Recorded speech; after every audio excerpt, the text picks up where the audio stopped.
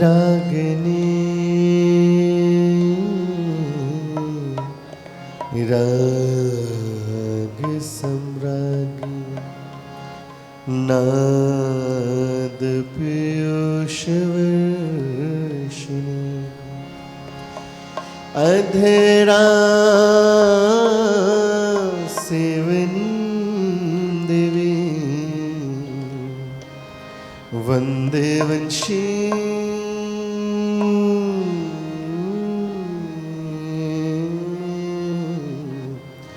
हरि प्रिया गुरुर्ब्रह्मा गुरुर्विष्णु गुरुर्देवो महेश्वरः गुरुः साक्षात् परब्रह्म तस्मै श्री गुरवे नमः। पूर्ण परात्पर ब्रह्म सच्चिदानंद भगवान श्री राधा माधव एवं प्रेम रस पिपासु मान महानुभाव आप सभी के श्री चरणों में प्रणाम करते हुए अभिनंदन करते हुए आज का सत्संग प्रारंभ करते हैं। थोड़ी देर नाम संकीर्तन, एक बार मैं कहूँ एक बार आप लोग कहिएगा। गोपाला गोपाला रे प्यारे नंद लाला गोपाला गोपाला रे प्यारे नंद लाला गोपाला गोपाला रे प्यारे नंद लाला गोपाला गोपाला रे प्यारे नंद लाला प्यारे नंद लाला मेरे प्यारे नंद लाला प्यारे नंद लाला मेरे प्यारे नंद लाला प्यारे नंद लाला मेरे प्यारे नंद लाला प्यारे नंद लाला मेरे प्यारे नंद लाला गोपाला गोपाला रे प्यारे नंद लाला गोपाला गोपाला रे प्यारे नंद लाला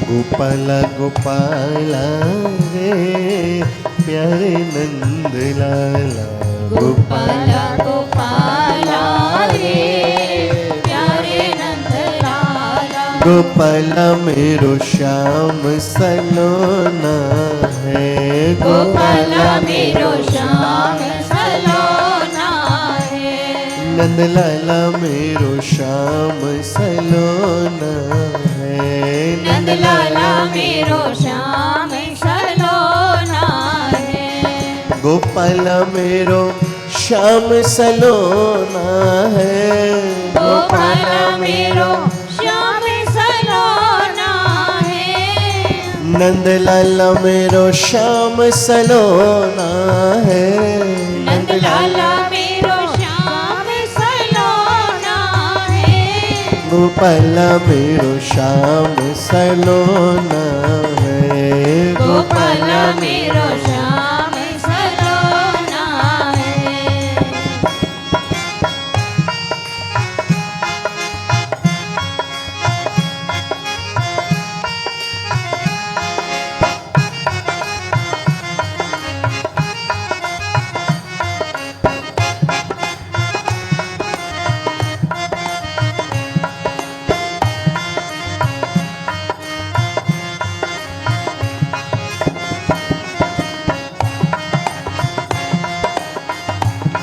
गोपाल मेरो श्याम सलोना है, गोपाल मेरो श्याम सलोना है। नंदलाल मेरो श्याम सलोना है, नंदलाल मेरो श्याम सलोना है। राधा जी मोरी प्राणन प्यारी है, राधा जी मोरी प्राणन प्यारी है।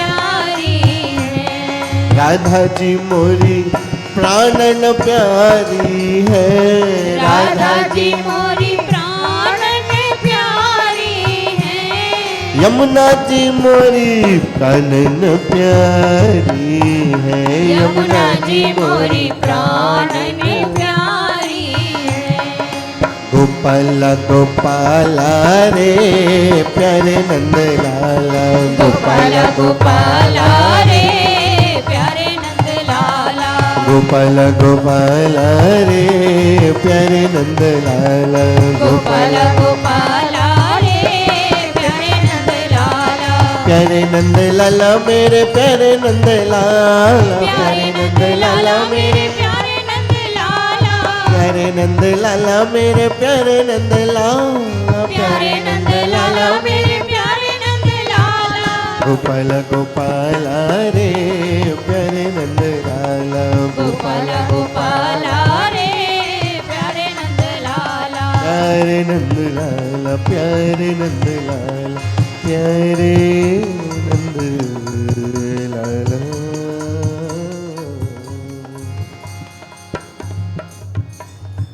वृंदावन बिहारी लाल की जय। युगल सरकार की जय, लाडली लाल की जय, प्रिय प्रीतम लाल की जय, श्री जयदेव महाप्रभु की जय श्री जयदेव परिकरण की जय, जगत गुरु श्री प्रियदर्शी जी महाराज की जय, जगन माता श्री प्रियदर्शनी जी की जय, अपने अपने सदगुरुदेव भगवान की जय, जंगला वाली माता जी ਤੁਹਾਡੀ सदा जय। जय जय श्री राधे, जय जय श्री राधे, जय जय श्री राधे श्याम, निताई गौर हरि हरि बोल।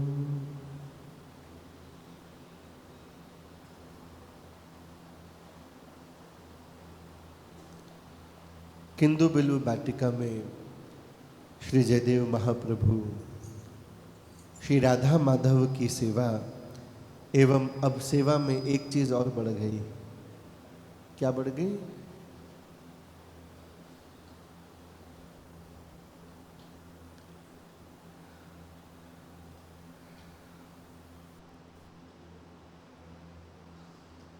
सेवा में कल जयदेव महाप्रभु जी को मुरली मिली ना, ठाकुर जी ने ग्वारिया के हाँ मुरली मिली, तो जो मुरली है उसकी भी सेवा हो गई। राधा माधव के मंदिर में श्री मुरली जी को भी रखा है और रोहिणी पद्मा जी पराशर ये वहाँ रह रहे हैं।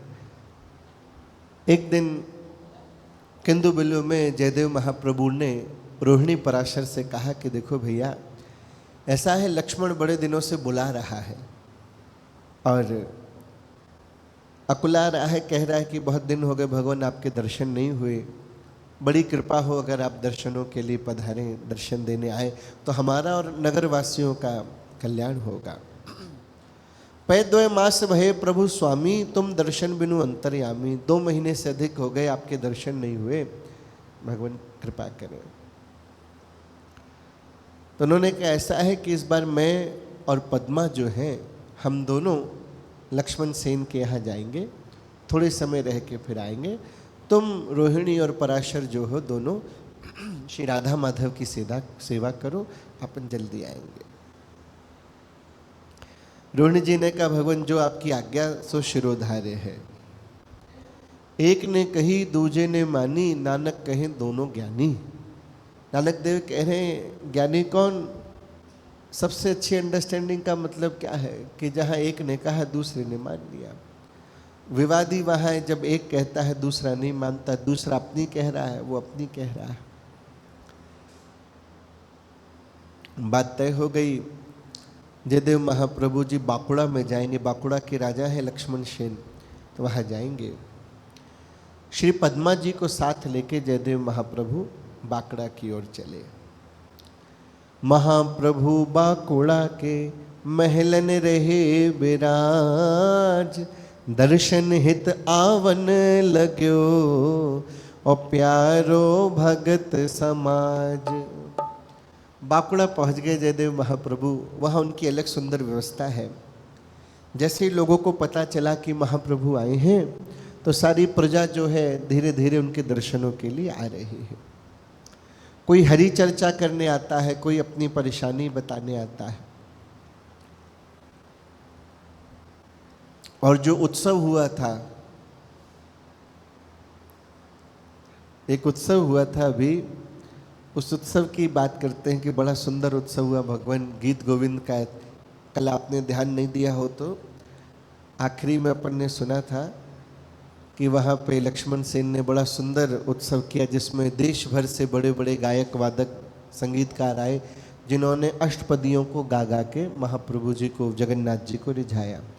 तो प्रजा कह रही है, उसका रिव्यू दे रही है, अपनी एक्सपीरियंस शेयर कर रही है। बहुत अच्छा रहा भगवान, कितना बढ़िया आनंदमय वातावरण रहा। महाप्रभु जी ने कहा भैया ये तो है। यहाँ बहुत सुंदर उन्होंने उपदेश दिया, एक बहुत सुंदर बात कही जो हम सबके लिए बहुत इम्पोर्टेंट है, बहुत आवश्यक है। थोड़ा सावधान होकर के सुने। एक बार की बात सावधानी से सुनिएगा क्योंकि फिर पूछा जाएगा। एक बार की बात जयदेव महाप्रभु बता रहे हैं, जो सारे नगरवासी आके बैठे हैं और अपनी अपनी जिज्ञासा कर रहे हैं, तो महाप्रभु जी उनको उपदेश में बता रहे हैं।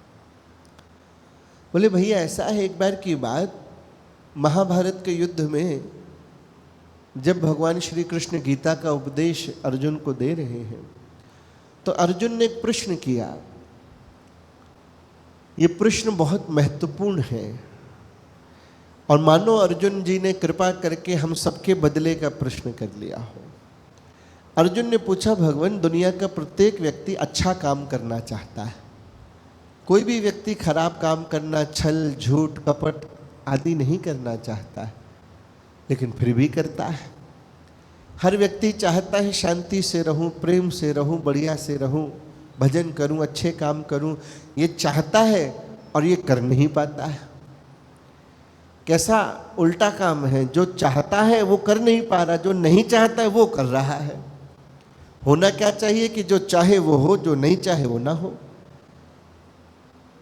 तो भगवान कृष्ण ने उसका उत्तर दिया था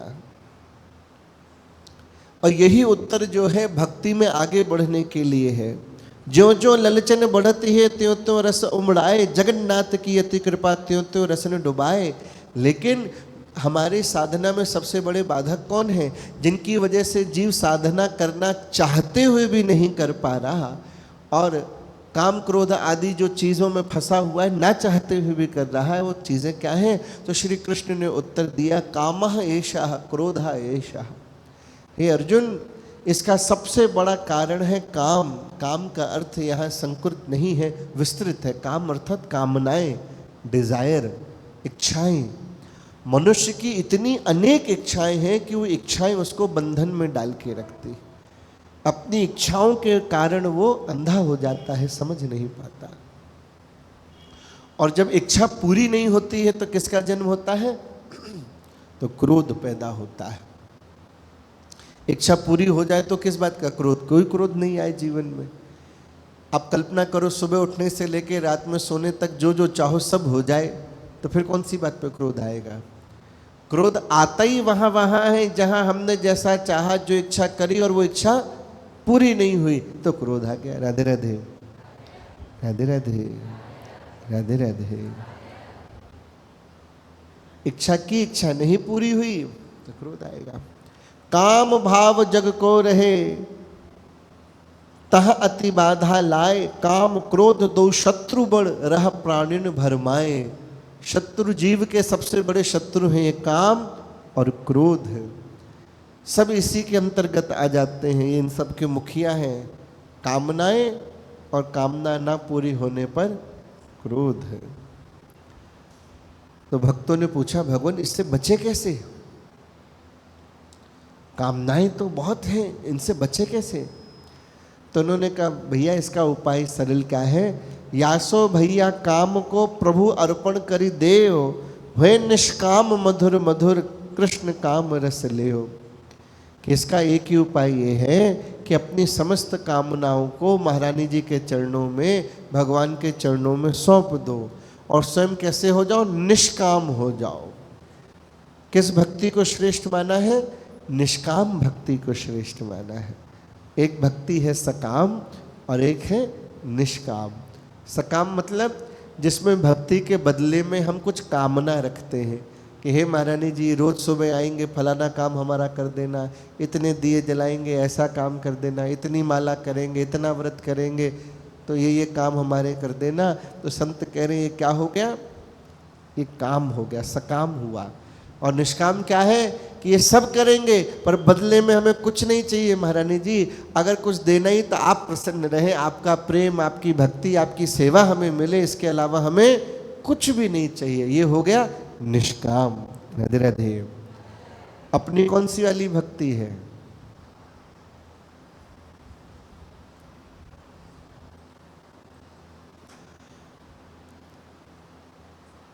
जयदेव महाप्रभु जी ने आगे उदाहरण दिया कि जैसे कामनाओं में व्यक्ति अंधा होकर के सब भूल जाता है। कामना में और प्रेम में क्या अंतर है? कामना निज हित के लिए है, काम प्रधान जो प्रेम है वो क्या है, उसमें अपना सुख प्रधान है। जहाँ अपना सुख नहीं वहाँ संबंध खत्म। और प्रेम की, भक्ति की परिभाषा क्या है? जहाँ तत्सुख सुखित्व भाव है, जहाँ प्रेमास्पद के, जिनको हम चाहते हैं, महारानी जी को, श्याम सुंदर को, राधा रानी को, सीताराम को, उनके सुख में सुखी रहना, ये भक्ति की परिभाषा है, ये प्रेम की परिभाषा है। ब्रज गोपियों की सारी कामनाएं जो हैं सब गोपियों ने श्री कृष्ण चरणों में समर्पित कर दी। श्री कृष्णार्पण वस्तु। तो उनका जो काम है वो किस में बदल गया? दिव्य प्रेम में बदल गया, दिव्य भक्ति में बदल गया। इसलिए गोपी क्या कहलाई? प्रेम ध्वजा पद पाए। गोपियों को प्रेम की ध्वजा कहा जाता है। पूरे विश्व में ऐसा प्रेम किसी ने नहीं किया जैसा ब्रज गोपियों ने प्रेम किया। ऐसा जयदेव महाप्रभु जी ने वहाँ उन सबको समझाया। इधर जो नगरवासी आए उन्होंने कहा भगवान हम बड़े धन्य हुए आपके दर्शन पाके, आपका सानिध्य पाके, पर हम कुछ और भी विनती करना चाहते हैं। आपके चरणों में हम कुछ प्रार्थना करना चाहते हैं। महाप्रभु जी ने कहा कहो भाई क्या बात है? बोले बड़ी विपदा आई हुई है, बड़ी मुसीबत है, अगर उसका उपाय नहीं किया गया तो बड़ी हानि होगी भगवान। जयदेव महाप्रभु जी ने कहा निर्भय होके बताओ क्या बात है, ऐसी कौन सी विपत्ति आ गई है? हम तो ये चाहते हैं कि इस राजा के राज्य में सब मंगलमय रहे, लक्ष्मण सेन के राज्य में किसी को कोई तकलीफ ना हो। हमारी तो यही कामना है। तुम्हें कोई भी तकलीफ है तो बताओ, तुम निश्चिंत होकर, निर्भय होकर बताओ। तो बड़ी हिम्मत करके जो जन समुदाय आया था, लोग जो आए थे नगर के, उन्होंने कहा देखिए कभी जीवन में कैसी कैसी मुसीबतें आ जाती हैं। कुछ मुसीबतों का तो उपाय समझ में आता है, कुछ समस्याएं ऐसी होती हैं जो अपने बस के बाहर की हो जाती हैं, जहाँ सिर्फ अकेले व्यक्ति से काम नहीं चलता, बड़ों की आवश्यकता होती है, अनुशासन की, डिसिप्लिन की आवश्यकता होती है। उन्होंने प्रार्थना करी जब, और भगवान ने भी कहा निर्भय होकर बताओ, तब उन्होंने कहा भगवान लक्ष्मण सेन के राज्य में प्रजा बहुत सुखी है, राजा की तरफ से कोई तकलीफ नहीं, राजा हमारा बहुत अच्छा है, हर प्रकार से हमारा ध्यान रखता है। लेकिन कुछ दिनों से भगवान जो लक्ष्मण सेन की पत्नी बल्लभा है, उसका भाई है, उसका नाम है नलिन। क्या नाम है? नलिन। लक्ष्मण सेन का साला हुआ। जो उनकी दो पत्नियां हैं उसमें से जो छोटी पत्नी है बल्लभा, उनका भाई है नलिन, और उसको उसने खजांची बना दिया है। जो राजकोष है उसका मालिक उसको बना दिया। तो क्या हुआ, उसको एक बड़ा पद मिल गया राजा के दरबार में, पूरे राज्य का जो भी धन आएगा जाएगा इस किसके अंडर में हो गया? नलिन के अंडर में हो गया। तो जब से ऐसा हुआ भगवान, तो नलिन बहुत उत्पात मचा रहा है। क्या उत्पात मचा रहा है? बोले उसका चरित्र ठीक नहीं है। नगर की कोई भी बहू बेटी जो है उसके होते हुए सुरक्षित नहीं है। वो कहीं भी जाके किसी के साथ भी दुर्व्यवहार करता है, परेशान करता है भगवान। जहाँ कहीं भी उसको कोई नई वधू दिख जाती है उसके साथ वो दुर्व्यवहार करता है। इसलिए भगवान हम लोग तो बहुत परेशान हो गए। अगर इसका उपाय नहीं मिला तो हम सब ने सोच लिया है कि अब राजा का राज्य छोड़ करके हम किसी दूसरे राज्य में चले जाएंगे, जहाँ हमारे घर की संतानें अगर सुरक्षित नहीं हैं, उनका शील सुरक्षित नहीं है, तो हम यहाँ रह के क्या करेंगे। जुर्यो राज परिवार सो वाको असंबंध, तो जो जस चाहत सोई कर उठत निर्भय अति निर्द्वंद। राज परिवार से क्योंकि उसका संबंध है, बड़े पद पर है, तो जो उसके मन में आता है निडर होकर वो काम करता है। महाप्रभु जी ने सुना उसकी बात को। उन्होंने कहा तुम विश्वास रखो, चिंता मत करो, तुरंत इसका जितना जल्दी से जल्दी हो सकेगा उसका उपचार हम करेंगे।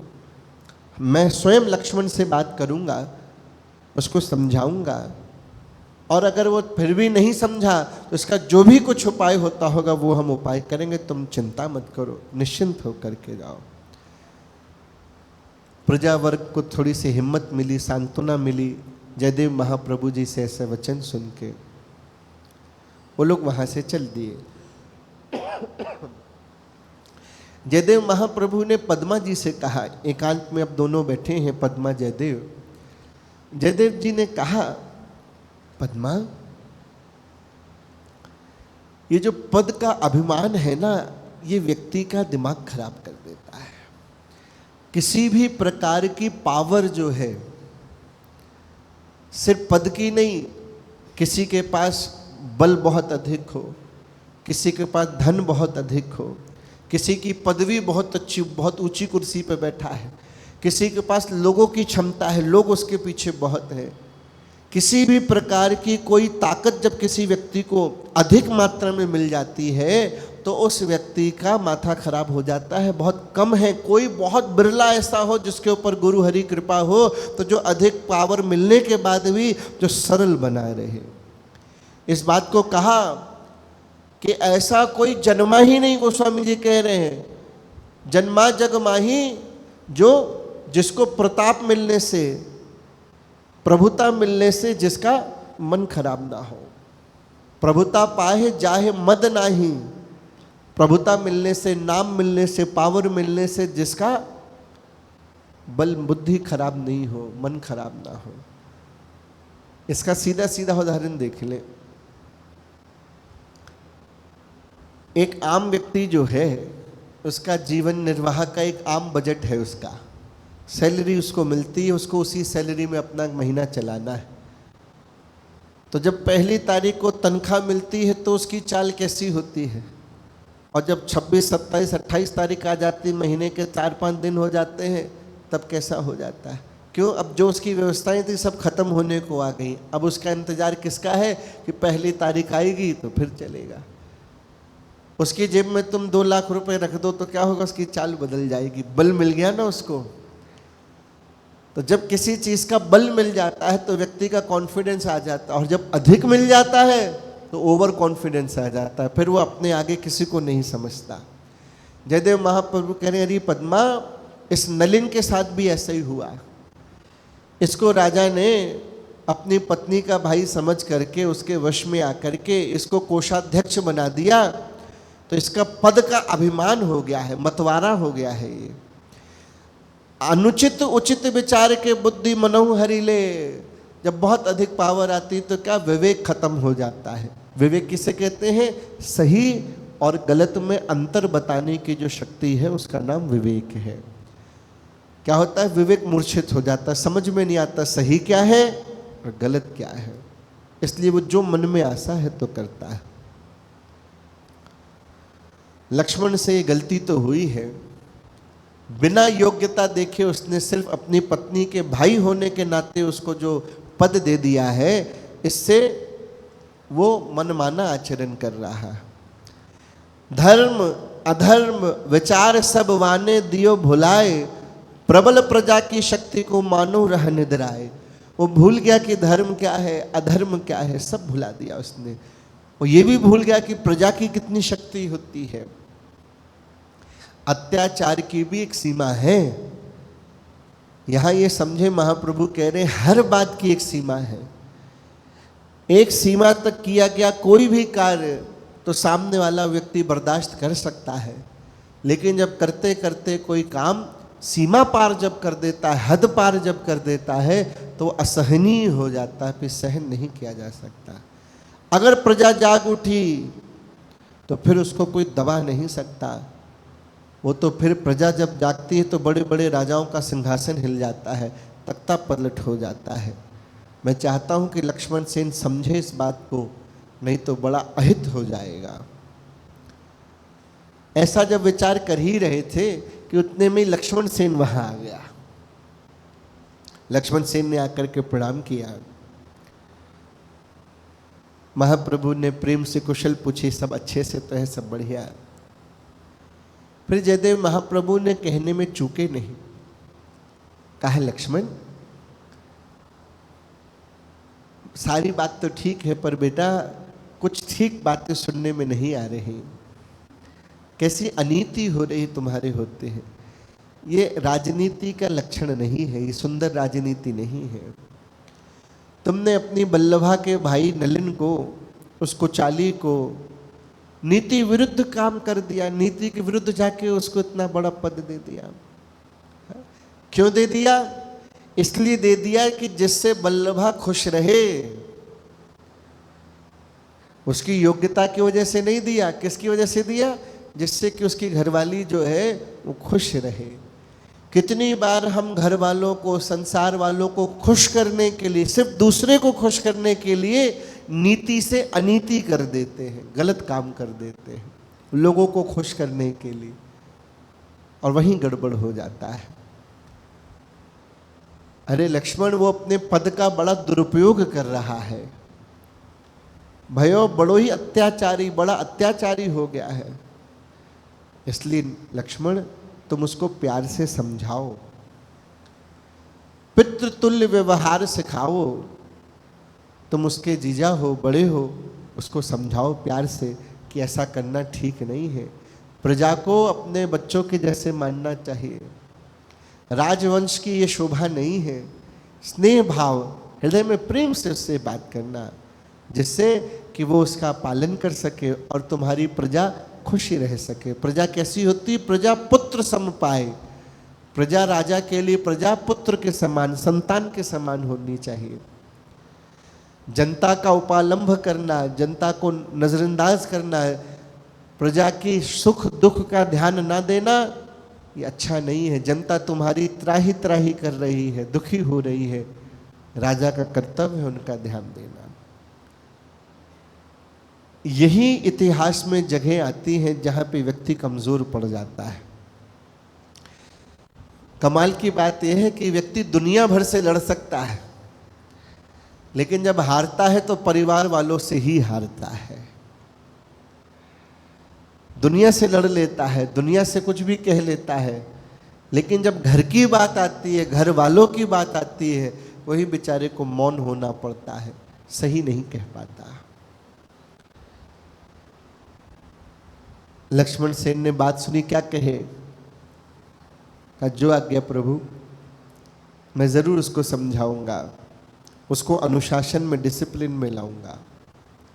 अब भगवान दरबार का समय हो रहा है, अभी चलता हूँ, जैसा आपने कहा है मैं ज़रूर कोशिश करूँगा। यही परिस्थिति आई थी दुष्यंत नंदन राजा भरत के जीवन में। हमारे देश में राजा भरत हुए, जिनके नाम पे अपने देश का नाम भारतवर्ष पड़ा। बोलो राजा भरत की, जिनके नाम पे अपना देश का नाम भारतवर्ष। कहते हैं उनकी 9 संतानें, अधिक संतानें थी। अब जब समय आया कि अपने बाद राजा की गद्दी पे किसे बिठालना है, तो लोगों को ये भ्रम रहा हमारे संस्कृति में कि जो राजा की बड़ी संतान होती है, प्रथम संतान होती है, वो राजगद्दी पे बैठती है। लेकिन उन्होंने अपनी भारतीय संस्कृति में, सनातन धर्म के वैष्णव संस्कृति में सही निर्णय लेकर के बताया कि बड़ी संतान होना योग्यता नहीं है सिंहासन पर बैठने की। आप कितने योग्य हैं, आपके कर्म कैसे, आप कितने डिजर्विंग हैं उस गद्दी पे बैठने के लिए, वही बैठेगा, चाहे वो सबसे छोटी संतान क्यों ना हो। और भरत जी ने तो कमाल कर दिया, उन्होंने देखा कि अपनी संतान में से कोई संतान उनको योग्य नहीं लगी। राजा हैं, भारतवर्ष का इतना विशाल राज्य देना चाहते हैं, गद्दी पे बिठाना चाहते हैं, उन्हें अपनी संतानों में से कोई संतान नहीं लगी, बाहर से दूसरे व्यक्ति को उन्होंने गद्दी पे बिठाया।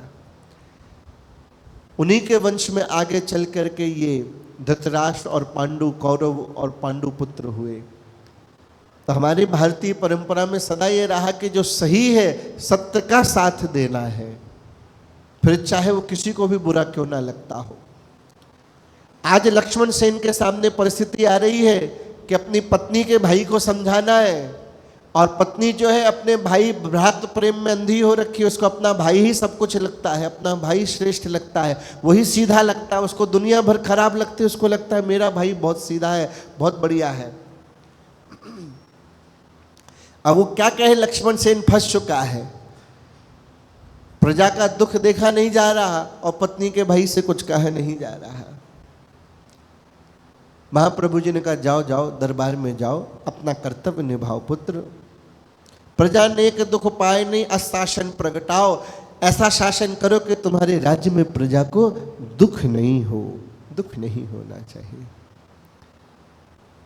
इधर क्या हुआ, बल्लभा अपने महलों में, बल्लभा इनकी पत्नी लक्ष्मण सेन की, वो अपने महल में बैठी थी। तभी क्या हुआ, नलिन आया, नलिन जो अत्याचारी हो रखा है, जिसका चरित्र ठीक नहीं है, वो बड़ा दुखी और क्रोध में वहां दौड़ता हुआ आया। उसने कहा बहन मैं बहुत दुखी हो गया हूं, मेरा बड़ा अपमान हुआ है, मैं कहीं जाकर के मर जाऊंगा। यही सबसे बड़े हथियार होते हैं घर में। जो व्यक्ति गलत रास्ते पर जा चुका है, जब उसके पास कुछ उपाय नहीं बचता है, कोई लॉजिक नहीं बचता है, कोई बात सही कहने की मुद्दे की नहीं बचती, तो हर बात पे वो एक इन्हीं प्रकार की धमकी देता है, मैं घर छोड़ के चला जाऊंगा, नगर छोड़ के चला जाऊंगा, मैं आत्महत्या कर लूंगा, मैं मर जाऊंगा। और जहां ऐसा किया और वहीं घर परिवार वाले, अरे नहीं तू मत छोड़ के जा, तू मत मर, हमको मारने दे।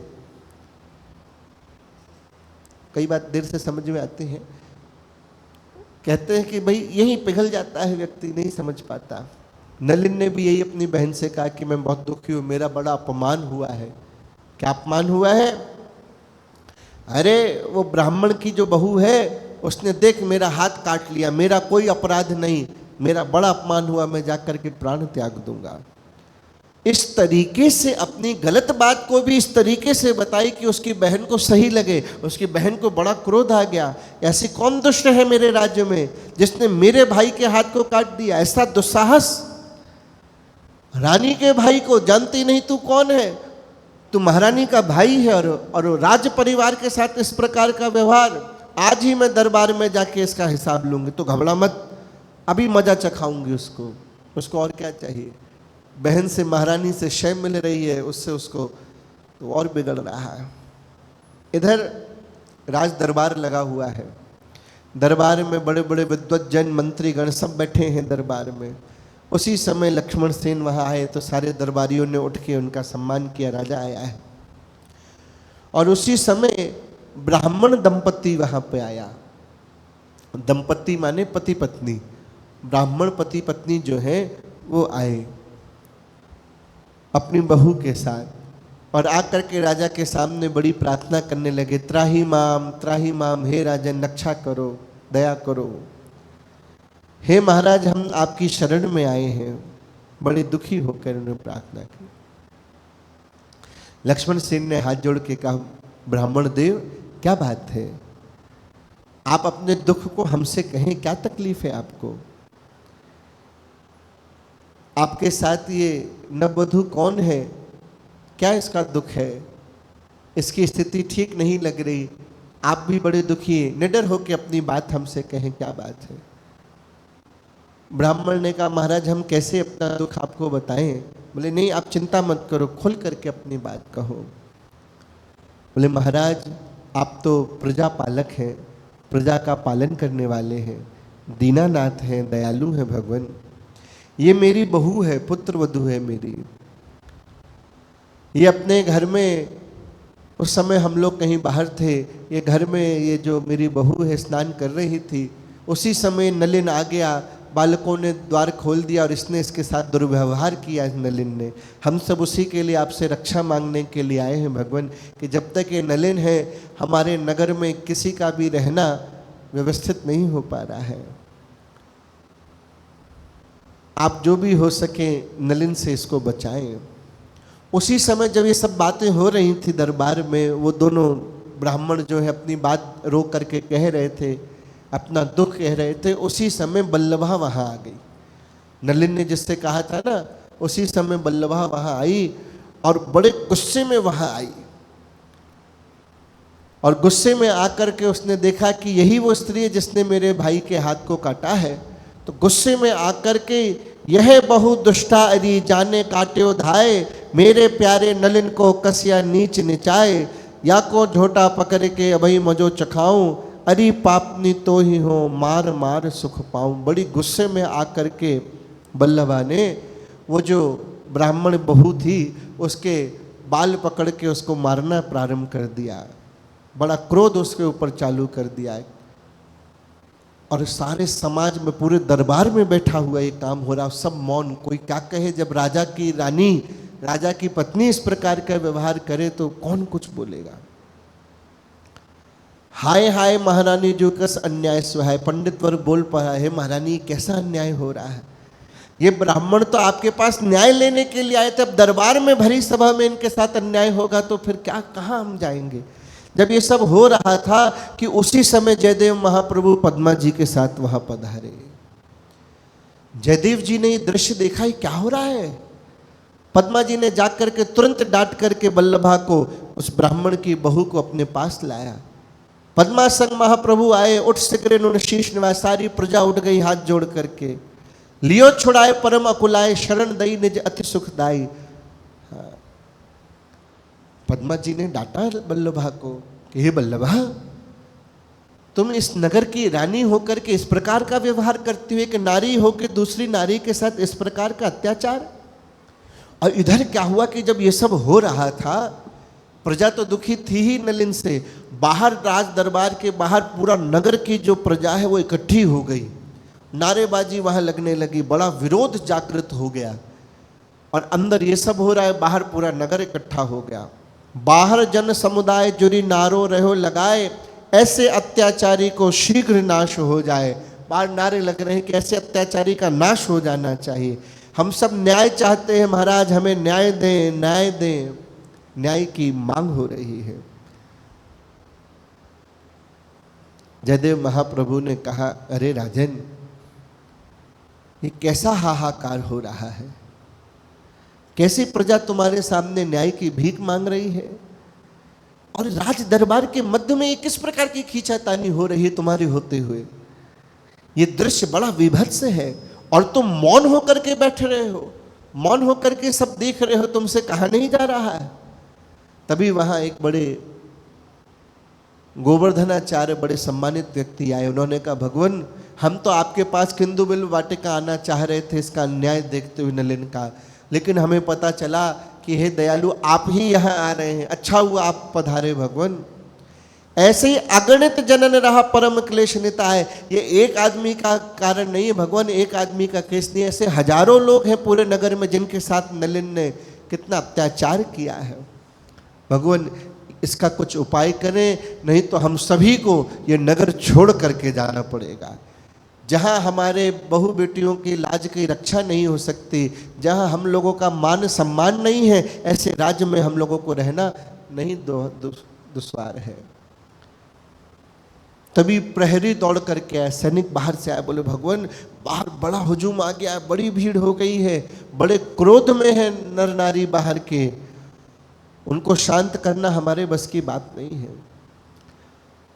राजा क्या कर रहा है, अति चिंतित लक्ष्मण नृपति बैठो शीश झुकाए। राजा तो निराश होकर के गर्दन झुका करके बैठ गया। जीवन में जब ऐसा समय आए तो निराश होकर गर्दन झुकाने से काम नहीं चलता। जैसे देश का बड़ा राजा है, उसी तरह घर के बड़े जो बुजुर्ग हैं वो उस घर के राजा हैं। घर में कभी अनीति हो, परिवार में कभी अनीति हो, राज्य में कभी अनीति हो, तो बड़ों को अपनी बात कहनी होगी। सर झुका के मौन होकर के बैठने से काम नहीं बने। लक्ष्मण को समझ में ही नहीं आ रहा मैं क्या करूं, क्या कहूं, क्या नहीं कहूं। मेरी पत्नी का भाई है, अभी अत्याचारी हो गया, दुष्ट हो गया, बिगड़ गया, हाथ से निकल गया, क्या करें इसके लिए। जयदेव महाप्रभु ने सैनिकों से कहा, सैनिकों तुम जाओ बाहर और जाकर के तुरंत नलिन को पकड़ के अभी लेकर के आओ सभा में, तुरंत लेकर के आओ और प्रजा से जाकर के कहो कि तुम शांत रहो, जो भी होगा अभी न्याय होगा, घबराओ नहीं। इधर सैनिक गए। अब सैनिक जब आज्ञा मिल गई तो गए, नलिन को पकड़ करके दरबार में लाए। अब महाप्रभु जी समझा रहे हैं, अरे भैया नलिन, तुम राजवंश के हो, तुम्हारा साधारण परिवार वंश नहीं है, तुम राजा के परिवार से आते हो, तुम्हारी जिम्मेदारी भी बड़ी है। उच्चासन आसीन तुम पालो प्रजा सदाए, तुम तो उच्च आसन पे बैठे हो, तुम्हारा कर्तव्य है कि प्रजा का पालन हो, तुम्हारे द्वारा प्रजा प्रसन्न रहे, ना कि हाय हाय करे। अत्याचार ना तुम्हें सुहाई, अत्याचार करना तुम्हें शोभा नहीं देता है। अपने प्रजा को पुत्र के समान देखो। जो तुमने जो अन्याय किया है इस ब्राह्मण वधू के साथ, ये ऐसा मानो जैसे तुम राजा हो, राजा के परिवार के हो, तो ये तुम्हारी प्रजा जो है तुम्हारी मात्र और बहन के समान है। ऐसा समझो तुमने अपने ही परिवार में इस प्रकार की घटना की, ये बड़ी दुखी है, तुमने इसका मान सम्मान को ठेस पहुंचाई है। इसलिए नलिन, इसके चरणों में बैठ करके तुम इससे क्षमा मांगो, अपने अपराध को स्वीकार करो और इसके चरणों में जाकर के क्षमा मांगो। यासो या दुखनी के चरणन परि झरी लाओ, क्षमा याचना तुम करो या को शोक मिटाओ। क्षमा मांगो जिससे इसका शोक, इसका दुख जो है उसको कम करो। और अगर तुम ऐसा नहीं करते हो तो यह भीषण पाप, ये बड़ा भयंकर पाप है, इस पाप को तो फिर भगवान भी क्षमा नहीं कर सकेंगे, इसका फल तुमको फिर भोगना पड़ेगा। बाहर सारी जनता इकट्ठी हो रखी है, विकराल रूप में तुम्हें मारने के लिए आई है, इसलिए तुम ऐसा काम नहीं करो, क्षमा मांग लो। पद्मा जी के साथ वो नई वधू थी। इधर नलिन ने क्या कहा, जयदेव महाप्रभु जी के शब्द देखो, बार बार उसको समझाना चाह रहे प्रेम से, हर तरह से कि बेटा अभी भी कोई बात नहीं, अभी क्षमा मांग लो, प्रजा को अपने परिवार की तरह, अपनी संतान की तरह देखो, ये ठीक नहीं है। और नलिन क्या कह रहा है, मद अहंकार जो है अंधा कर देता है, बताए विवेक पूरी तरह से नष्ट हो जाता है, व्यक्ति समझ ही नहीं पाता सही गलत क्या है, इतना अंधा हो जाता है कि उसकी भाषा देखो। उसने कहा मैं किसी साधु वाधु को नहीं मानता, कुछ नहीं होते संत बाबा जी, सब ढोंग है, सब पाखंड है, मैं किसी भगवान को नहीं जानता। कहाँ भगवान है, ना ही पहचानो, कौन भगवान, कैसा भगवान, मैं किसी भगवान को नहीं मानता। जब भगवान को ही नहीं मानता तो भगवान को मानने वालों को भी नहीं मानता। काय के संत, काय के साधु, मैं कोई देवी देवता नहीं मानता, ये सब पाखंड है, ये सब इन लोगों ने अपने आप बना रखा है, सब नकली है, सब झूठ है, आडंबर कर रखा है। और जनता क्या बिगाड़ लेगी मेरा, मैं कोई इनका नौकर नहीं हूं, राज परिवार से हूं, उच्च पद पे बैठा हूं, मैं कोई इनका नौकर नहीं जो इनको खुश करता पड़ो। इनका कर्तव्य है कि ये मेरी जय जयकार करें, मुझे सुख रखें, मुझे खुशी से रखें, राजवंश का मैं व्यक्ति हूं। या को दंड सुतय हो दइयो, या को कैसे नहीं बचाइयो। और ये जो मेरी शिकायत करने आई है, ये जो परिवार आया है, इसको तो दंड मैं खुद दूंगा, मैं भी देखता हूं कौन मुझे रोकता है। भरी सभा में राजा के सामने इस प्रकार से बात कर रहा है। जयदेव महाप्रभु समझा रहे हैं, वो समझ नहीं रहा। उसने तो मुंह पे कह दिया मैं मानता ही नहीं किसी को, कोई भगवान नहीं, कुछ नहीं होता, अब मैं उल्टा दंड दूंगा। ऐसे कह के उसने भरी दरबार में वो जो नववधू थी उसका हाथ पकड़ के खींच के उसको ले जाने लगा। सब देखते रह गए। उसी समय क्या है, कुछ संत मंडली वहां से निकली और वो पद गाती चली जा रही है, उद्बोधन ज्ञान की बात कहती जा रही है। सभी लोगों ने सुना, क्या कह रहे हैं जरा देखें, क्या भक्त संत कह रहे हैं।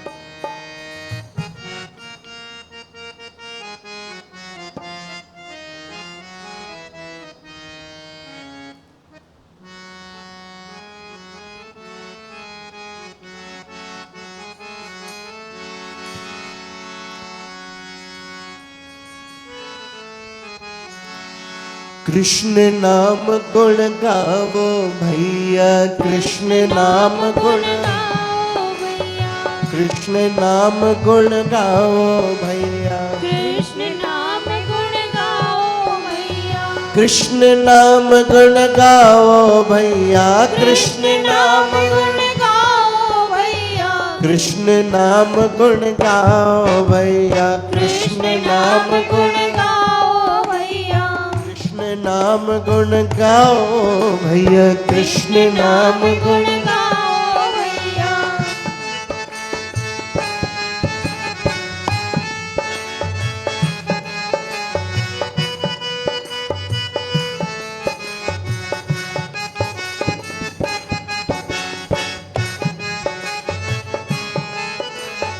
राजा रंग नारी नर सारे, राजा रंग नारी नर सारे, सब है प्यारे हरि के प्यारे, सब है प्यारे हरि के प्यारे, इनकी चरण शरण को प्यारे, सब दुख द्वंद मिटाओ भैया, कृष्ण नाम गुण गाओ, भैया, कृष्ण नाम गुण गाओ भैया, कृष्ण नाम गुण गाओ भैया। कृष्ण नाम गुण गाओ भैया।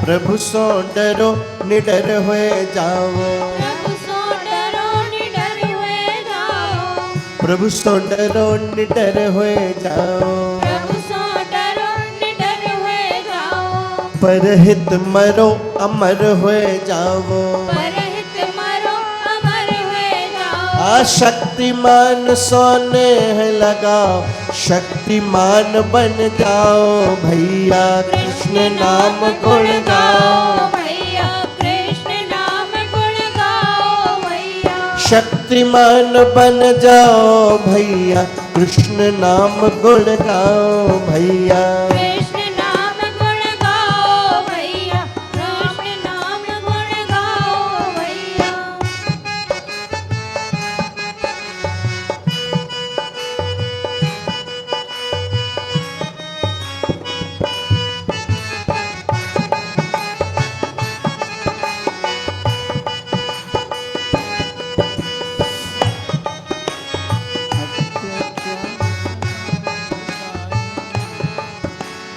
अत्याचार सदा दुखदाई, अत्याचार सदा दुखदाई, जो सुख चाहो करो भलाई, जो सुख चाहो करो भलाई, नेकी बदी सामने आई, नेकी बदी सामने आई, नेकी में मन लाओ भैया, कृष्ण नाम गुण गाओ भैया, कृष्ण नाम गुण गाओ भैया, राम नाम गुण गाओ भैया, राम नाम गुण गाओ भैया, कृष्ण नाम गुण गाओ भैया।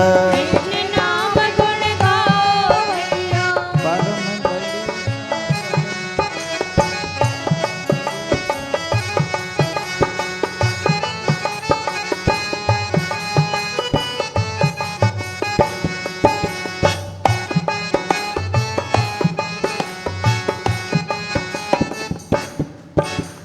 परम बलि सो बल न चलेगो, परम बली सो बल न चलेगो। छलिन छली सो छल न चलेगो। छलन छली सो छल न चलेगो। सुकृत कुकृत फल नाय टलेगो। सुकृत कुकृत फल नाय टलेगो। समय चूक पछताओ भैया, कृष्ण नाम गुण गाओ भैया। राम नाम गुण गाओ भैया। कृष्ण नाम गुण गाओ भैया। कृष्ण नाम गुण गाओ भैया। राम नाम गुण गाओ भैया। राम नाम सो गाओ भैया।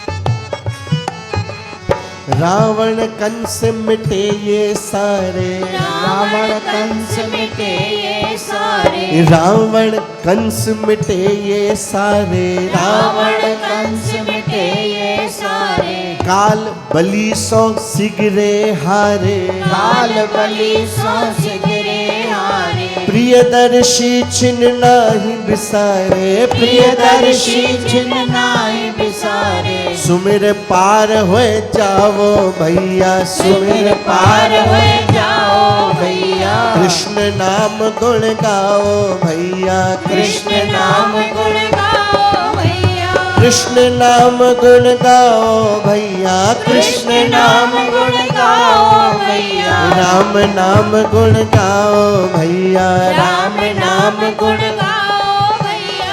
राम नाम गुण गाओ भैया। राम नाम गुण गाओ भैया। ओ कृष्ण नाम गुण गाओ भैया। कृष्ण नाम गुण गाओ भैया। राम नाम गुण गाओ भैया। राम नाम गुण गाओ भैया। राम नाम गुण गाओ भैया।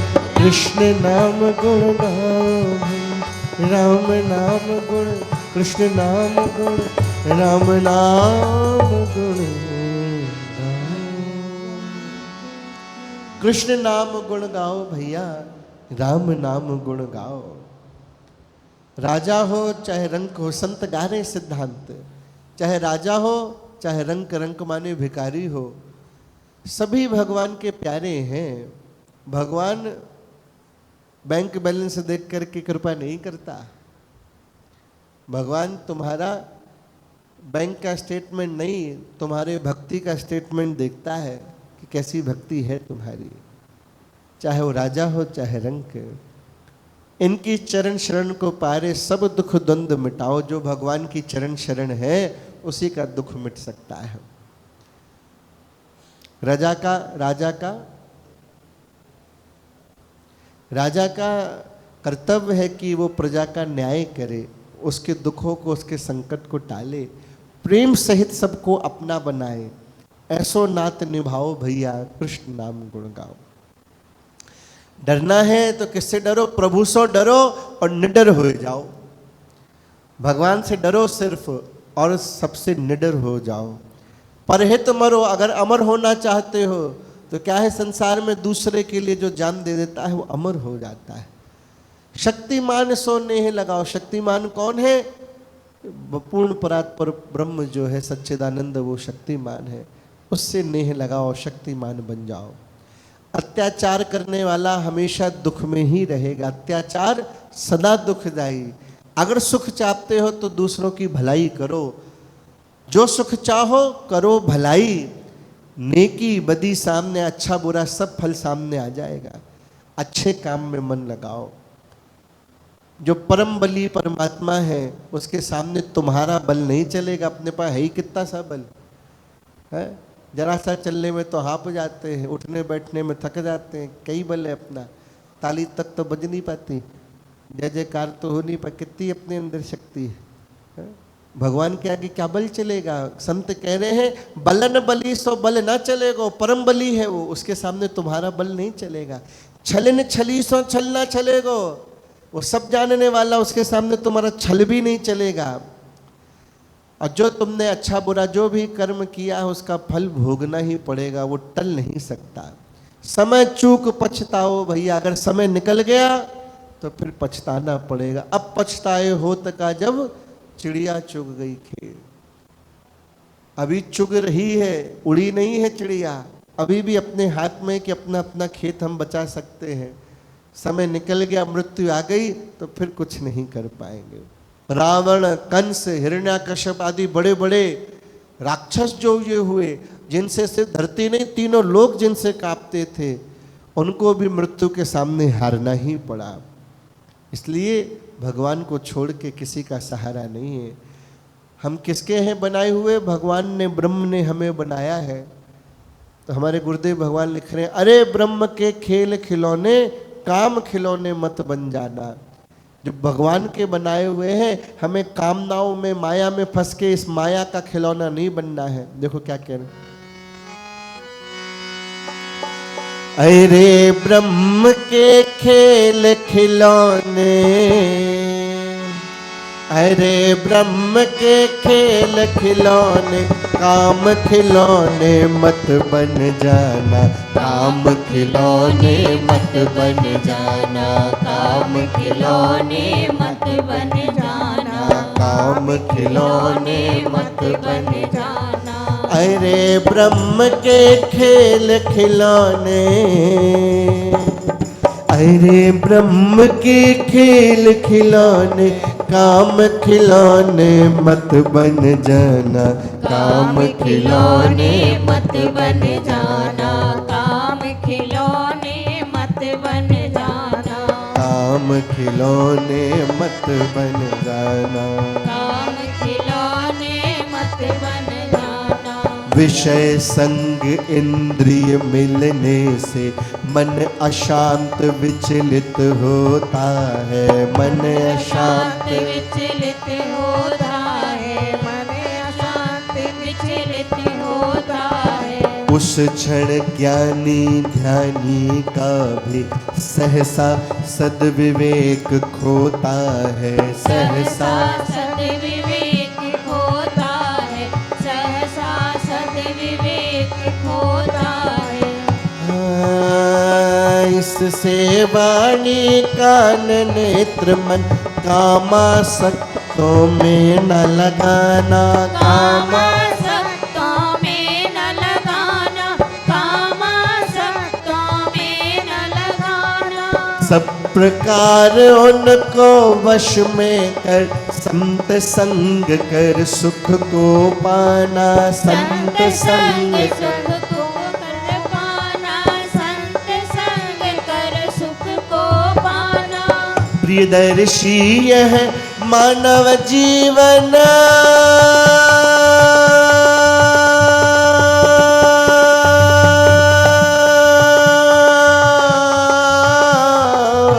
प्रियदर्शी यह मानव जीवन, प्रियदर्शी यह मानव जीवन, यो न गवाना सफल बनाना, यो न गवाना सफल बनाना, यो न गवाना सफल बनाना।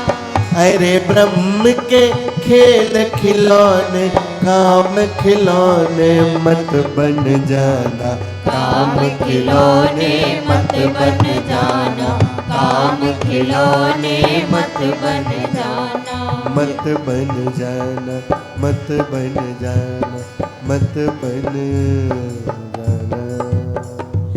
यह वह काम कि जिसने शिव के, यह वह काम कि जिसने शिव के, यह वह काम कि जिसने शिव के, यह वह काम कि जिसने शिव के, मन को भी ऐसा मत डाला, मन को भी ऐसा मत डाला, यह वह काम किया जिसने, यह वह काम किया जिसने ऋषियों मनीषियों को मतवाला, ऋषियों मनीषियों को मतवाला, यह वह काम कि जिसके वश हो, यह वह काम कि जिसके वश हो।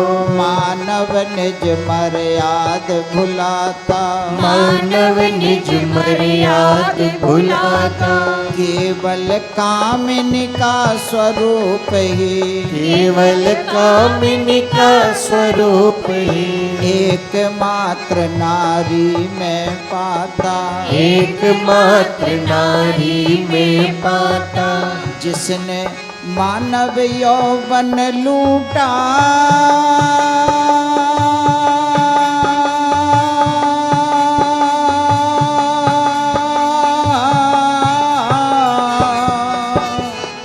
जिसने मानव यौवन लूटा, जिसने मानव यौवन लूटा, जीवन लूटा किया दीवाना, जीवन लूटा किया दीवाना। अरे ब्रह्म के खेल खिलौने, अरे ब्रह्म के खेल खिलौने, काम खिलौने मत बन जाना, काम खिलौने मत बन जाना, मत बन जाना, मत बन जाना, मत बन जाना। अरे ब्रह्म के खेल खिलौने, भगवान के ब्रह्म के बनाए हुए हम क्या हैं? खिलौने ही तो हैं। संत कह रहे हैं इस कामनाओं में फंस के इस काम के खिलौने मत बन जाना। ये कामना ऐसी है जिसने बड़ों बड़ों को नहीं छोड़ा, जिसने शिव के मन को भी ऐसा मत डाला, बड़े बड़े ऋषि मुनियों के मनों को मत देता है, मतवाला बना देता है, जिसके वश में होके मानव अपनी सारी मर्यादाएं भुला देता है, सही गलत में अंतर छोड़ देता है। स्त्री पुरुष के लिए एक दूसरे में सिर्फ कामना वासना का स्वरूप ही दिखाता है। इसने मानव यौवन को लूट लिया, जीवन को बर्बाद कर देता है। बड़े सुंदर सिद्धांत इस पद में प्रकट किया। आखिरी में एक बहुत सुंदर बात इसमें कही, क्यों संगत के ऊपर जोर दिया जाता है कि जैसी संगत होगी वैसा ही मन बनेगा। कह रहे विषय संग इंद्रिय मिलने से मन अशांत विचलित होता है। जब विषय और इंद्रिय दोनों मिल जाए, विषय माने सब्जेक्ट, जैसे आँख का सब्जेक्ट है देखना, नाक का सूंघना, कान का सुनना, जीभ का चखना और बोलना। अब मान लो कोई बहुत चीज़ पसंद हो खाने में, किसी को कोई मिठाई बहुत अच्छी लगती हो, जब तक वो मिठाई नहीं दिखाई दे रही, उसकी चर्चा नहीं हो रही, तब तक तो जीभ पे नियंत्रण करना आसान है। अब सामने मिठाई भी रखी हो और सामने वाला ऑफर कर रहा हो कि मिठाई तुम्हारे लिए है, तब क्या होगा?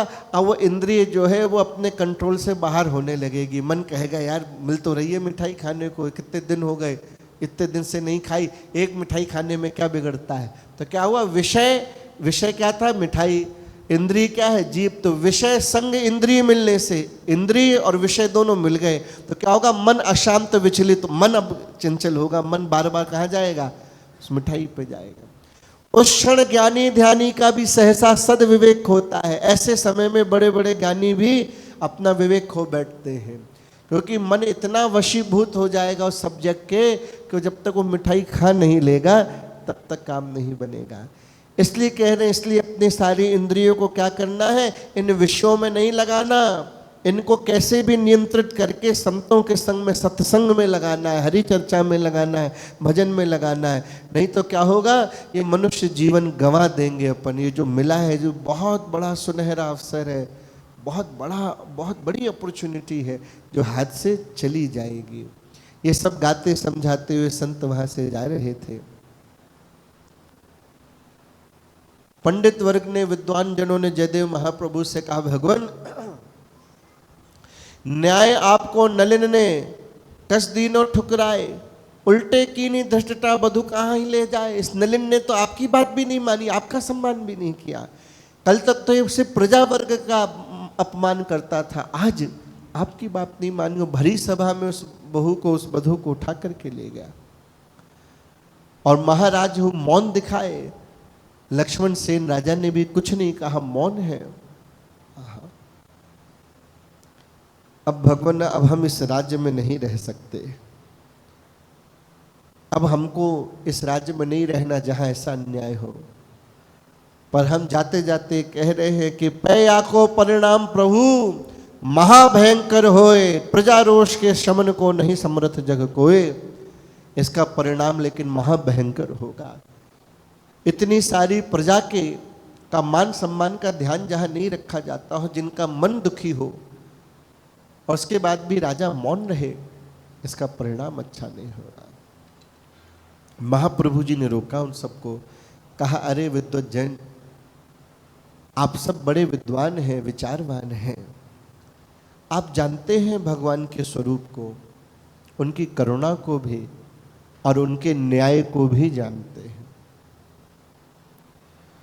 भगवान जब देने पे आता है तो भगवान जब देता है तो छप्पड़ फाड़ के देता है। अब तो छप्पड़ होते नहीं, अब लेंटर फाड़ के देगा। तो भगवान देने पे आता है तो छप्पड़ फाड़ के देता है, तो ठीक है, लेकिन जब न्याय पे आता है और लेने पे आता है तो फिर चमड़ी उधेड़ के लेता है, छोड़ेगा नहीं। भगवान का न्याय तो आप जानते हैं विद्वज्जन। अत्याचारी को जब अनाचार बढ़ जाए तब सोई अत्याचार ही वह कह देत मिटाए। जब अत्याचारी का अत्याचार बढ़ जाता, अन्याय बढ़ जाता है, तो ऐसे व्यक्ति का अत्याचार, उसका अन्याय ही उसको खत्म कर देता, वही मिटा देता है। आप लोग धीरज धरें भगवान। दंड की व्यवस्था भगवान अगर कृपा करना जानता है तो दंड देना भी जानता है। भगवान के दो हाथों में चतुर्भुज स्वरूप में अगर दो हाथों में कमल और शंख है तो फिर दो हाथों में चक्र और फिर गदा भी है। तो जहां वो कमल जैसा कोमल है तो फिर वज्र से कठोर भी है, दंड देना भी उसके हाथ में। बाहर आके जयदेव महाप्रभु जी ने प्रजा को भी समझा, जैसे ही बाहर प्रजा भी त्राहिमाम कर रही थी, हाय भगवान रक्षा करें, त्राहिमाम। जब रक्षक ही भक्षक बन जाए, जब ऊंचे पद पर बैठा हुआ व्यक्ति जिसका दायित्व तो है हमारी रक्षा करना, जब वही भक्षक बन जाएगा, वही प्रजा के साथ अन्याय करेगा, तो क्या होगा हमारा। महाप्रभु जी ने बाहर जाकर उन सबको शांत किया और कहा, कह रहे प्रजा वर्ग, हम जानते हैं, हम आपके दर्द को, आपकी तकलीफ को, आपकी व्यथा को पहचानते हैं, और हम भगवान की शक्ति को भी पहचानते हैं। तुम मानो विश्वास हमारो, हमारा विश्वास करो, शांत सहित अपने अपने घर को जाओ, तुम हम पे विश्वास करो, भगवान अवश्य इसका दंड का विधान करेंगे। जनता का विश्वास, ये हमारे यहाँ की मर्यादा रही। ये एक समय था जब संतों पे, ग्रंथों पे, तीर्थों पे इस लेवल का विश्वास था। इतना अन्याय हो जाने के बाद भी जयदेव महाप्रभु की एक बात सुनकर के सारी प्रजा शांत हो गई। मान लिया कितने बड़े आचार्य कह रहे हैं कि भगवान पे विश्वास रखो, देख रहे इतना बड़ा अन्याय हो रहा है, लेकिन मान गए। सबने जयदेव महाप्रभु को प्रणाम किया, कहा जैसा आपका आदेश, आपके आदेश पे हमें विश्वास है कि हमें न्याय अवश्य मिलेगा। जय जय, उल्टा जय जयकार करके जयदेव महाप्रभु को प्रणाम करके सारे नगरवासी गए हैं। महाप्रभु जी वापस आए, पंडित जन भी आए हैं। उन्होंने आके हाथ जोड़ के जयदेव जी से कहा, भगवान हम सब आपकी चरण शरण में हैं, हमें भगवान की महिमा भी पता और हमें आपकी भी महिमा पता, आपका स्वरूप भी हम जानते हैं, आपकी कृपा को भी हम पहचानते हैं। पर भगवान हम सब तो प्रतीक्षा कर लेंगे, लेकिन उस ब्राह्मण दंपति का क्या है जिसकी वधू को वो लेकर के चला गया है, वो तो हाय हाय कर रहे हैं भगवान, हम तो फिर भी एक बार के लिए प्रतीक्षा कर सकते हैं। ऐसी बात कर ही रहे थे, अभी 2 मिनट भी नहीं हुए तो नलिन को गए हुए। ये सब बातें जो हुई हैं, इतने में बल्लभा जो नलिन की बहन है वो दौड़ती हुई हाय हाय करती दुखी होते हुई आई, आके चरणों में गिर गई, क्षमा करो महाराज, क्षमा करो, गलती हो गई। जो अभी अभिमान में उस स्त्री को उल्टा मार रही थी, उसके साथ दुर्व्यवहार कर रही थी, वही आकर के चरणों में गिरी, भगवान क्षमा करो, क्षमा करो, हे यदुनाथ प्राण दान दे दो, मेरे भाई को प्राण दान दे दो। क्या हुआ? बोले अभी मेरा भाई जो गया था वो अत्यंत बड़ा बीमार हो के उसका मूत्र बंद हो गया है, वो छटपटा रहा है, उसका उपचार करो। तुरंत जयदेव महाप्रभु ने लक्ष्मण सेन से कहा, तुम जाओ भाई, देखो उसका क्या उपचार हो सकता है, उसको उपचार करो। थोड़े सब लोग बैठे हैं कि थोड़ी देर में ही लक्ष्मण सेन आया। उसने आके कहा भगवान हमने बड़ा उपचार किया उसका, लेकिन उसके प्राण नहीं बचा सके, वो नलिन मर गया। राधे राधे। प्रभु को दंड विधान लखी मौन रहो सकुचाए। आप सही कह रहे हैं कि भगवान का जो दंड है, अपन ने कह दिया कि भगवान के घर देर है अंधेर नहीं। सच्ची बात तो है कि भगवान के घर में देर नहीं होती। हम कहते हैं कि भगवान के घर में देर नहीं है। भगवान के घर में ना देर है ना अंधेर है, दोनों ही नहीं है। समय आने पे हर किसी को उसके किए हुए का परिणाम भोगना ही पड़ता है। जो जस करहि सो तस फल चाखा, सिद्धांत है। ये हमने अपने आप को दिलासा देने के लिए कह दिया कि नहीं भगवान के घर में तो देर है, देर वेर कुछ नहीं है। भगवान के जैसा टाइम पे कोई नहीं चलने वाला। अपने को लगता है देर है, फालतू में भगवान को बदनाम करते हैं। भगवान के यहाँ देर नहीं है। भगवान तो तत्पर तुरंत के तुरंत अपना न्याय करता है समय आने पर।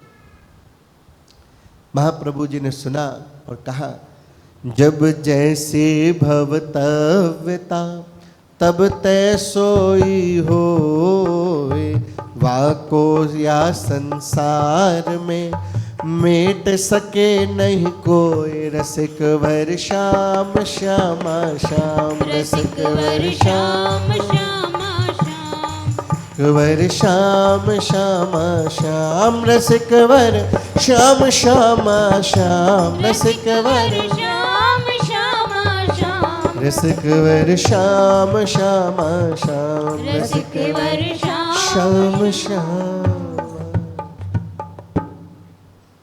अरे भैया, जैसी भवतव्यता है, जो विधान लिखा है वैसा ही होना है। उस विधान को, भगवान के विधाता के विधान को कोई टाल नहीं सकता। और फिर भगवान का तो वचन है अपने भक्तों के लिए, ब्राह्मणों के लिए, कि मेरे प्रति किए गए अपराध को क्षमा कर सकता हूँ, पर अपने भक्त ब्राह्मण के लिए, अपने भक्तों के प्रति किए गए अपराध को मैं क्षमा नहीं करता। इसने तो ब्राह्मण के प्रति अपराध किया। भूल गए जय विजय ने जब सनकादिक का सम्मान नहीं किया था तो श्राप मिला, 3 जन्म तक राक्षस होना पड़ा। तो ये तो फिर साधारण व्यक्ति है, इसने ब्राह्मण दंपति का अपमान किया। भगवान जो है क्षमा नहीं करते। इसलिए कहा गया अगर तुम्हारे घर में कोई भक्त है, कोई भजन करता है, तुम उसके भजन में सहयोग नहीं कर सकते, उसका साथ नहीं दे सकते, मत दो, कोई बात नहीं, लेकिन कम से कम उसका विरोध मत करो, उसको कष्ट मत दो, उसको तकलीफ मत दो। तुम कर सकते हो साथ में, बहुत अच्छी बात है, तुम भी करो, उसका सहयोग कर सकते हो, उसकी सेवा कर सकते हो, उसकी सहायता कर अगर कर सकते हो भजन करने में तो परम सुंदर बात है। लेकिन अगर ये सब नहीं कर सकते तो कम से कम उसको, उसके कष्ट मत दो, उसको हानि ना पहुंचाओ, उसको चोट ना पहुंचाओ। इधर सारी प्रजा जो है बड़ी प्रसन्न है, प्रसन्न भी है, और भगवान के दंड विधान को देख करके उनका विश्वास भी बढ़ा। नहीं, महाप्रभु जी ने कहा था तुरंत के तुरंत न्याय हुआ।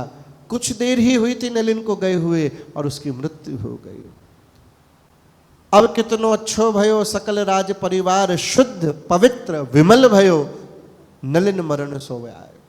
अब कितना अच्छा हो गया। एक ये जो नलिन है पूरे राज परिवार पे कलंक की तरह था, इससे पूरा राज परिवार और पूरा राज्य दुखी था। अच्छा हुआ वो मर गया।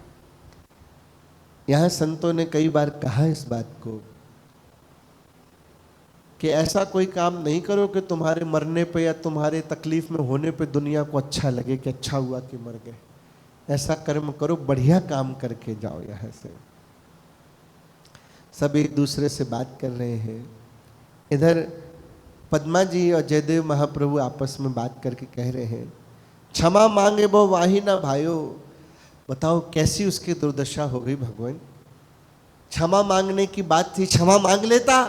जयदेव जी ने कहा था ना अभी भी कुछ नहीं बिगड़ा, तू चरणों में गिर के क्षमा मांग ले। क्षमा मांग लेता, प्राण बच जाते, लेकिन उसको क्षमा मांगना मंजूर नहीं हुआ। आपकी दी हुई शिक्षा भी उसको नहीं समझ में आई। अपनी गैल को, अपने रास्ते को उसने नहीं सुधारा तो क्या हुआ, मानव जीवन जो मिला था वो चला गया। हकीकत तो ये है कि अभी हम अच्छी तरीके से अपने को मिली हुई मनुष्य योनि की कीमत नहीं समझ सके। स्वाभाविक लक्षण है, जिस चीज की कीमत अधिक होती है उसको संभाल के रखा जाता है। आप लोग घर में झाड़ू लगाते हैं? बहुत कठिन सवाल है, जल्दी बताओ, लगाते नहीं लगाते?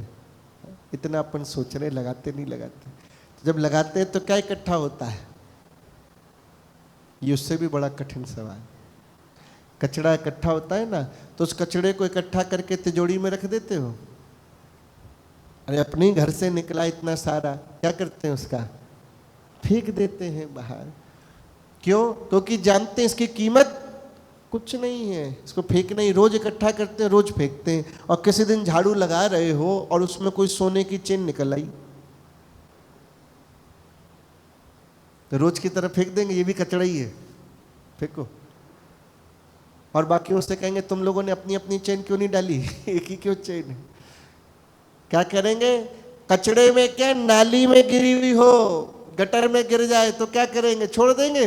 गटर में हाथ डाल करके उसको निकाल लेंगे। क्यों निकाल लेंगे? गंदी जगह हाथ डाल के। कारण क्या है? एक कचड़े को इकट्ठा करके फेंक रहे हैं और एक को कीचड़ में, गंदगी में, नाले में, गटर में हाथ डाल के निकाले। अंतर कीमत का है, कचड़े की कीमत नहीं है, उसकी कीमत तुम जानते हो। इसी प्रकार अपने मनुष्य जीवन की कीमत हमें पता ही नहीं है, इसलिए व्यर्थ में चला जा रहा है। जिस दिन सत्संग से ज्ञान हो जाए कि जो मनुष्यों ने मिली कितनी कीमती है, इससे हम भगवान को प्राप्त कर सकते हैं। हंसी मजाक नहीं है महारानी जी को प्राप्त करना। जो बार बार अनंत बार से पैदा हो रहे हैं, जो बार बार मर रहे हैं, बार बार पैदा होने और मरने का बंधन छूट सकता है, माया से बाहर हो सकते हैं, सारे दुख तकलीफ इन सब से छूट करके उनके पास पहुंच सकते हैं, समझ में आ जाए। पद्मा जी कह रही, उसने अपना जीवन नहीं सुधारा, मानव जीवन दियो नसाई, मनुष्य योनि नष्ट हो गई उसकी, बेचारी चला गया। क्या मिला? कितना ही लंबा जीवन है, जिस चीज के लिए इतना सब कुछ छल कपट कर रहे हैं, रहेगा कितने दिन? जीवन है ही कितना? 60, 70, 80, 90, 100, इससे ज्यादा कौन रहा? अब तो एवरेज रह गया 60 साल का। वैज्ञानिक कह रहे हैं आज का जो एवरेज है 60 साल का एवरेज है। ये तो पुराना घी चल रहा है जिनका चल रहा है, तो अभी वाले तो 60 भी चल जाए बहुत बड़ी बात, तो 30 में ही 60 के बराबर हो जाते हैं। राधे राधे, राधे राधे। पद्मा जी को बड़ा दुख हुआ। दो कृपालु इमी रहा बती आई, जन कल्याण हेतु अकुलाए। जयदेव जी पद्मा जी बात कर रहे हैं, तभी सारे नगरवासी भी आ गए, सारे चरणों में आके प्रणाम किया। उन्होंने कहा भगवान, अच्छा देखो सत्संग का प्रभाव।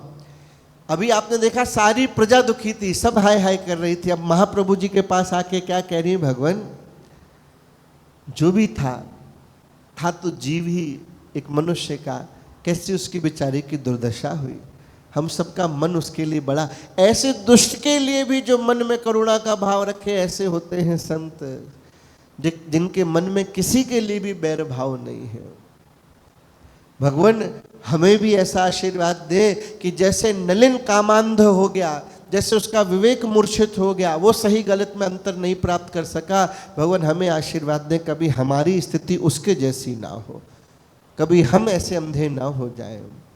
जो शास्त्र के वचन है, जो आपकी आज्ञा है, उसका हम पालन सदा करते हैं। ये हमें भी प्रार्थना करनी चाहिए महारानी जी से कि हे भगवान, हम भी कभी संसार में फंस के ऐसे अंधे ना हो जाए कि अपनी गुरु आज्ञा की अवहेलना कर दें, अपने बड़ों की बात ना मान सके, सत्संग की बात ना मान सके। महाप्रभु जी ने सुना, कहा तुम सब धन्य हो जो ऐसा सुंदर विचार रखते हो। शास्त्र वचन मंगल करन ताप हरन अस जान, या है पाल बोई उचित सदा करे कल्याण। भैया शास्त्रों का वचन मानने में ही कल्याण है, कैसे भी करके मानना चाहिए। हर स्त्री को, हर पुरुष को समाज में एक दूसरे के प्रति अच्छी दृष्टि रखनी चाहिए। अपने परिवार जैसा, स्वजन जैसा, भाई के जैसे, बहन के जैसे, माँ के जैसे, पिता के जैसे उसको देखना चाहिए। अगर कुछ मानना ही है तो महारानी जी को अपना सर्वस्व मानो, श्याम सुंदर को अपना सर्वस्व मानो। किसी को भी स्वप्न में भी प्रयास करके किसी को कष्ट मत दो। प्रिय अप्रिय जो हम ही लगे सोई सबन कहा जान। जैसे हमको अच्छा और बुरा लगता है ऐसे दूसरे को भी हमारी वजह से अच्छा बुरा लग सकता है। ऐसा कभी अभिमान नहीं करना कि हमसे कभी कोई बुराई नहीं हो सकती, हमसे कोई अपराध नहीं हो सकता। हम मनुष्य हैं, ना जाने कब हमसे कितनी गलतियां होती रहती और हो रही हैं। भगवान की शरण में रहो, मर्यादा पालन रहा, मर्यादा पालन ही रहा, हम कहा सदा बचाओ, ना ही तो माया अति कठिन दे हमें भटका। अपनी मर्यादा का पालन करें। जो सीधी सी बात गुरुजनों की आज्ञा है, बड़ों की आज्ञा, उस मर्यादा में रहो तो माया से बचे रहोगे, नहीं तो माया कब भटका देगी पता ही नहीं चलेगा। गीता में श्री कृष्ण कह रहे मम माया दुरत्तया, हमारी माया बड़ी कठिन है भैया, एकमात्र मेरी शरण में आने से उससे बच सकते हो। इसलिए प्रभु की शरण में आओ, उसी का पतन होने से बच सकता है। किसी ने कहा भगवान नलिन तो बेचारा मर गया, जीवन भर उसने बड़ा पाप किया, खराब काम किए, क्या अभी भी ऐसा संभव है कि उसका कुछ कल्याण हो सके? ऐसे दुष्ट के कल्याण की कामना कर रहे हैं।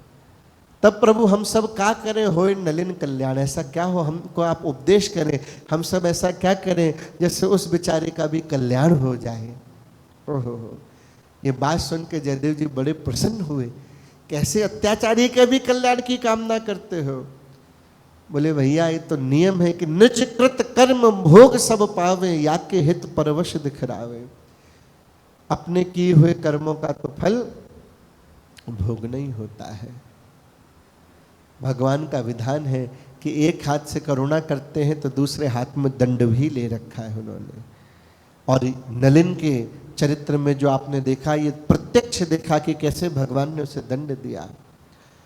लेकिन फिर भी अगर कोई ऐसे का भी कल्याण करना चाहता है जो मर गया हो, शरीर शांत हो गया और लगता हो कि भाई ये भटक ना जाए, अधोगति ना हो जाए, तो ऐसे का एक ही उपाय है, शास्त्र में बताया। इसलिए भागवत आदि की कथा की जाती है उसके निमित्त, कि ऐसे के निमित्त की जाए जिससे उसका कल्याण हो। और कृष्ण कीर्तन महिमा भारी, कलयुग में संकीर्तन की महिमा है। ऐसे के प्रति भावयुक्त होकर अगर संकीर्तन किया जाए तो उसका कल्याण हो सकता है। स्वर्ग लोक नर लोक और नरक लोक जहाँ जाए, नामामृत मृत प्राण कहा कर कल्याण सदाए। और फिर भले ही स्वर्ग में हो, नरक में हो, नरलोक कहीं भी क्यों ना हो, ये जो नामामृत है, जो भगवान श्री हरि का नाम है, श्री राधा माधव का, महारानी जी का नाम है, उसका सदा कल्याण ही करेगा। इसलिए तुम सब आओ और मिल कर के अपन उसके कल्याण के लिए कीर्तन करें। सबने मिल कर के वहाँ बड़ा सुंदर कीर्तन किया।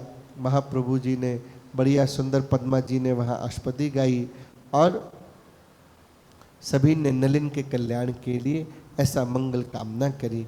ऐसे श्री जयदेव महाप्रभु का चरित्र आप लोग सुन रहे हैं, जहाँ जीवन में कैसी कैसी विषम परिस्थितियों में भी संत अपना आपा नहीं खोते।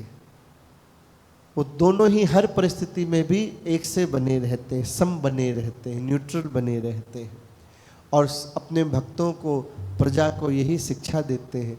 और उसका प्रभाव ये देखने को मिलता है कि प्रजा के मन में रोष तो आया, लेकिन रोष के बाद भी नलिन की परिस्थिति देख के, उसके बेचारे की दुर्दशा देख के उसके कल्याण का भी मन में आ गया। ये किसकी कृपा है? ये संतों की कृपा है। इसलिए संतों के सानिध्य में रहना बहुत ज़रूरी है। सत्संग जीवन में बहुत अनिवार्य है, कंपलसरी है, ऑप्शनल नहीं है, कंपलसरी है, अनिवार्य है, ज़रूर करना चाहिए। ऐसे श्री जयदेव महाप्रभु की जय हो। बोलो श्री पद्मा जी की, बोलो श्री जगन्नाथ स्वामी की, बोलो श्री सुभद्रा जी की जय हो, बोलो बलराम जी की जय हो, आज के आनंद की जय हो। जय जय श्री राधे श्याम निताई गौर हरि बोल। 2 मिनट नाम संकीर्तन, इसके बाद शाम। हमेशा की तरह 2 बातों का निवेदन। पहला ये कि पूरी कथा में कोई भी एक बात अच्छी लगे उसको ज़रूर जीवन में उतारे। ना जाने कौन सी एक बात हमारा जीवन बदल दे और हमारा कल्याण हो। और दूसरा निवेदन क्या? सदा प्रसन्न रहे, मुस्कुराते रहे, आनंद में रहे। 2 मिनट कीर्तन एक बार मैं कहूँ, एक बार आपका। मन कर सुमिरन राधा रानी के चरण, मन कर सुमिरन राधा रानी के राधा रानी के चरण, महारानी के चरण, राधा रानी के चरण, महारानी के चरण, मन कर सुमिरन राधा रानी के चरण, मन कर सुमिरन राधा रानी के चरण। ओ रे मन मत वारे छाड़ दुनिया के द्वारे, मोरे मन मत वारे छाड़ दुनिया के द्वारे, राधा रानी महारानी ठकुरानी के सहारे तेरो जीवन मरण, राधा रानी के सहारे तेरो जीवन मरण। राधा राधा राधा राधा राधा राधा राधा राधा राधा राधा राधा राधा राधा राधा राधा राधा राधा राधा, राधा राधा राधा राधा राधा राधा राधा, राधा राधा राधा राधा राधा राधा राधा, राधा राधा राधा राधा राधा राधा राधा राधा राधा राधा राधा राधा राधा, राधा राधा राधा राधा राधा राधा राधा, राधा राधा राधा राधा राधा राधा राधा, राधा राधा राधा राधा राधा राधा राधा, राधा राधा राधा राधा राधा राधा राधा, राधा राधा राधा राधा राधा राधा राधा, राधा राधा राधा राधा राधा राधा राधा, राधा राधा रटन सो घटन लगे सब पाप, प्रियदर्शी अघटन घटन घटन घटन संताप, साची साची मैं कहूँ निश्चित रहूं बताए, जो नर हरि को भजन कर भवसागर तर जाए, रसिक वर श्याम श्यामा श्याम, रसिक वर श्याम श्यामा श्याम, रसिक वर श्याम श्यामा श्याम, रसिक वर श्याम श्यामा श्याम, रसिक वर श्याम श्यामा श्याम, रसिक वर श्याम श्यामा श्याम। वृंदावन बिहारी लाल की जय। आज के